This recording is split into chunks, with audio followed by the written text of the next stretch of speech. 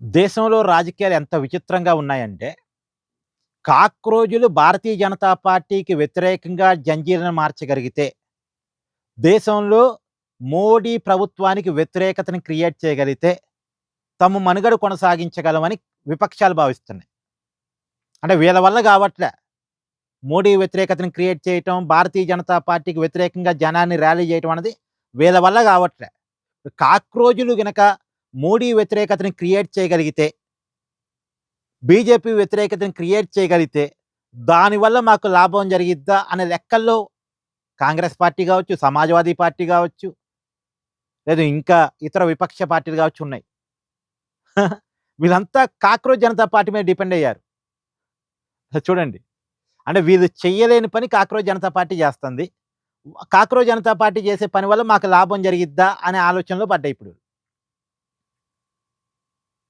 అంటే ఇన్నాళ్లుగా వీళ్ళ పెర్ఫార్మన్సు నిల్.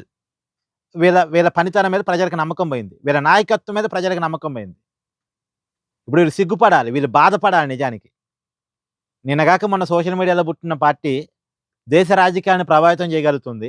మేము చేయలేకపోయామే. దశాబ్దాల చరిత్ర ఉంది. ఒక పార్టీ ఉంది. వ్యవస్థ ఉంది. పొలిటికల్‌గా బలం ఉంది. చేతిలో డబ్బుంది. అయినా సరే మోడీ వ్యతిరేక రాజకీయాలు చేయలేకపోయామే. కేంద్ర ప్రభుత్వాన్ని భయపెట్టలేకపోయామే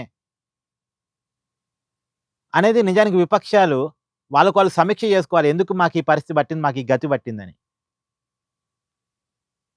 మోడీ మీద ముందు విపక్షాలన్నీ నిలబడలేకపోయాయి గదా! నిలబడి ఉంటే ఈ దేశంలో ఈ 75% రాష్ట్రాలు బీజేపీ లేదా ఎన్డీఏ కూటమి చేతిలోకి ఎందుకొస్తాయి? ఒక్కసారి బీజేపీ అధికారంలోకి వచ్చిన తర్వాత వరుసగా మళ్ళా తిరిగి తిరిగి అధికారాన్ని పొందగలుగుతుంది.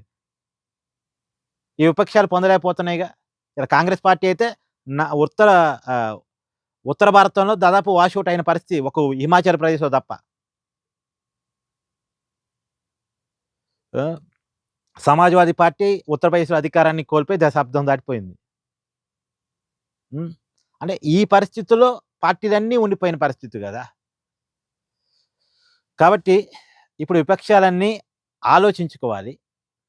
కానీ ఆలోచించుకోకపాగా ఆధారపడే పరిస్థితిలో ఉన్నారు. కాక్రోజుల మీద ఆధారపడుతున్నారు. కాక్రోజులే మోడీ వ్యతిరేకతను క్రియేట్ చేస్తే మాకేమన్నా లాభం జరిగిద్దా? మాకేమన్నా లబ్ధి జరిగిద్దా? అని ఆధారపడే పరిస్థితిలో ఉన్నారు. కాక్రోజుల మీద ఆధారపడి బతికే పరిస్థితిలో ఉన్నారు. అంటే కాక్రోజులు ఏమన్నా ఫుడ్ సేకరిస్తే, ఆ కాక్రోజులు పెట్టే ఫుడ్‌ని మనం తిందామా అని ఆలోచిస్తున్నారు ఒక రకంగా చెప్పాలంటే. అది జరుగుతుంది దేశ రాజకీయాల్లో.